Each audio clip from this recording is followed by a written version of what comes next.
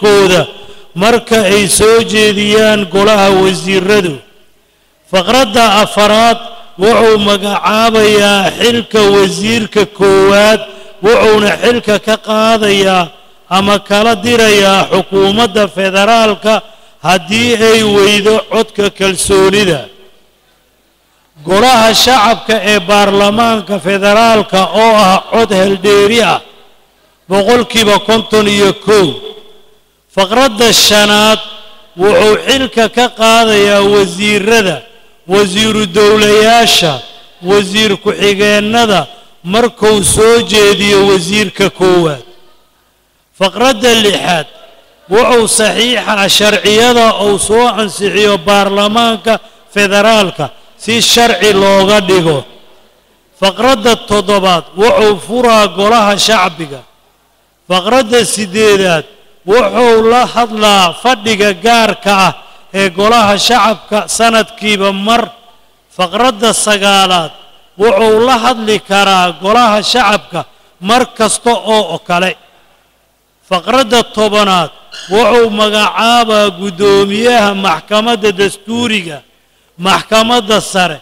قرصورياشا كالي هير فيدرالا سوجيدين تقوديك أذيك قرصورك كدب فقرد كوية طبانات وحو مقعابا يا جقوين كسر حكومة فيدرالك هي مضعده هيئة الدولة فيدرالك مركا أو سوجيدي قولها وزير ردو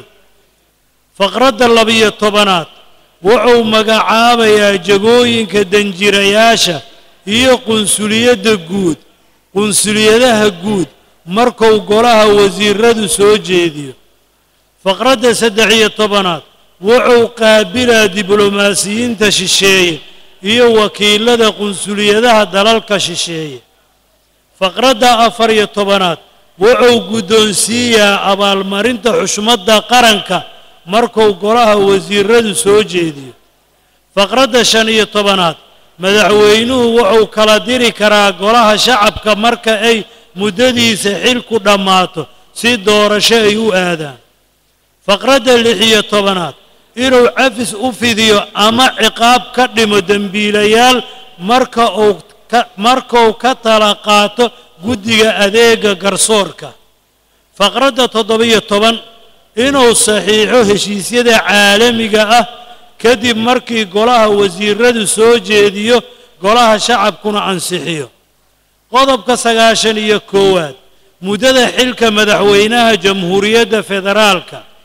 مدحوينها جمهورية فيدرالك وحو حلك هاينيا مدة 4 سنة أو كبلابتا مالنت حلك اللو داريو سيدا كحسن قضب كسقاشن يلحاد دستور كان قضب كسقاشن يلابات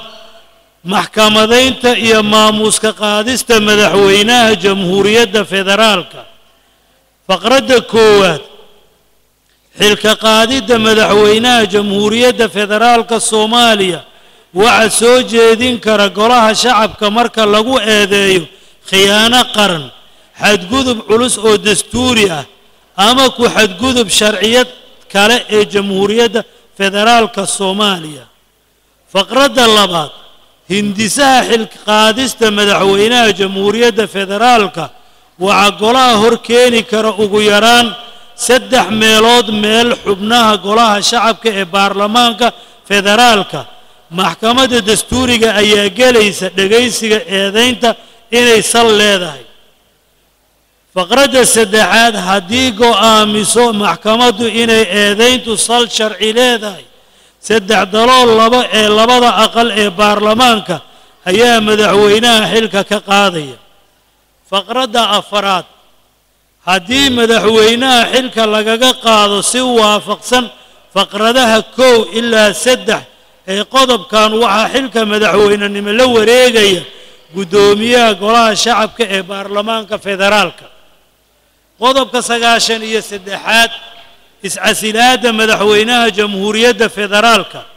madaxweynuhu wuxuu u gudbinayaa istiqaaladiisa baarlamaanka federaalka isaga oo marsiinaya gudoomiyaha golaha shacabka ee baarlamaanka federaalka qodobka 94 kusimaha madaxweynaha jamhuuriyadda federaalka faqradiisa koowaad haddii madaxweynuhu ka maqan yahay dalka ama caafimaad darro ama sabab kasta oo kale darteed uusan awoodin inuu guto xilkiisa guddoomiyaha golaha shacabka ee baarlamaanka federaalka ayaa xilkiisa sii qabanaya ilaa inta uu madaxweynuhu xilkiisa dib ugu soo noqonayo faqradda labaad ku-xigeenka koowaad ee guddoomiyaha baarlamaanka ayaa si ku meel gaara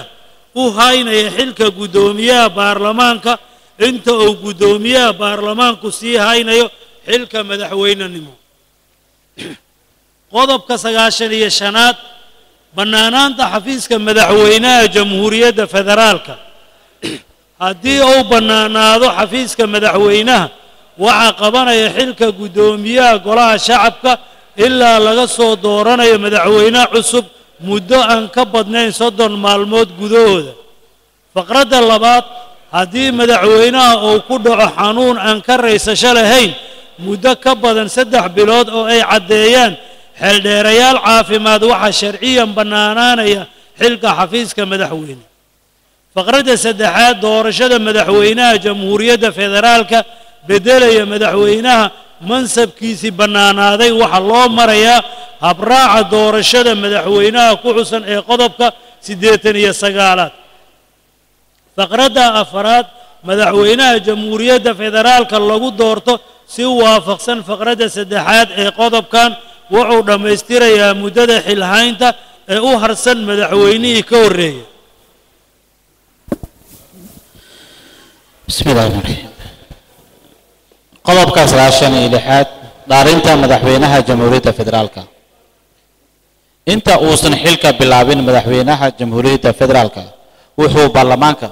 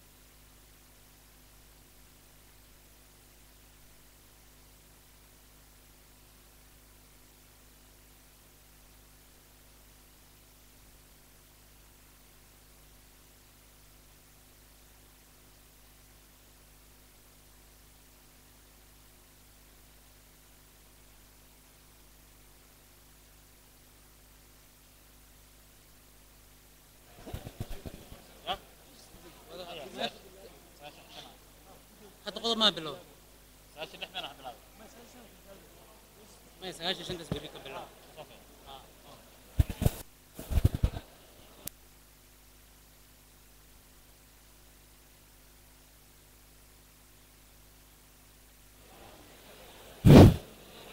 السلام عليكم ورحمة الله وبركاته وكحومة هاي إن إذا كده حقلوا أخرسكي دستورك وضدك آدي وحي سيناين لكن waxaan rabaa in aad la socodsiiyo meelaha qaar ah waxay ka bilowdeen in lacagtii dadka hotel iyo DSA-ga in la baxsho qaybinteeda waa ka xunnahay waxay ahayd in la bilaabo qaybiska saddexda galabnimo saacad 45 daqiiqo ka dambayso laakiin hadda almost waa la bilaabay waxaan rabnaa ergada sharafta leh in ay waxaan ku joojinaynaa akhriska halkan waxaan bilaabaynaa bari subax inta noo harsan halkaas aan dhammaystiraynaa ilaa 40 page ayaa noo harsan waxaan rabnaa ilaa 40 article ilaa 40 qodob noo harsan ayagana bari subax ayaan dhammaystiraynaa inta noo harsan intii aan loo kala bixin breakout sessions marka waxaan idinka codsanaynaa in qolalka classroomska classroom 1 classroom 2 classroom 3 classroom 4 waxaa ka socda lacag qaybin waxaana lagu qaybinayaa kaarka la yiraahdo delegate-ka kaarka ergada marka kaarka ergada ayaa lagu qaybinayaa numberka ugu dambeeya waxaa meesha jooga idi tusi doona kaarka iyo numberka aad ku qoran tahay iyo qolka aad lacagtaada ka qaadanayso waxaan rabnaa inaan saas ula soconno waana mahadsantihiin thank you very much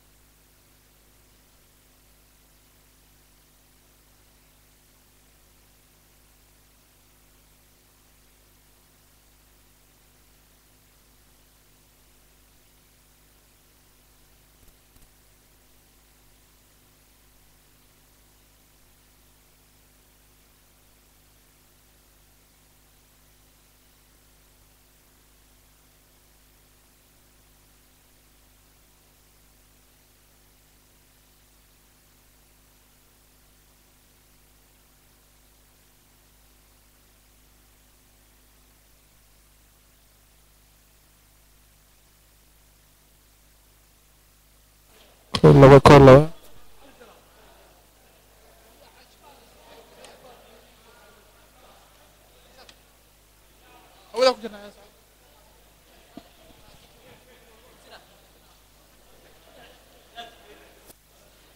وهذا وديال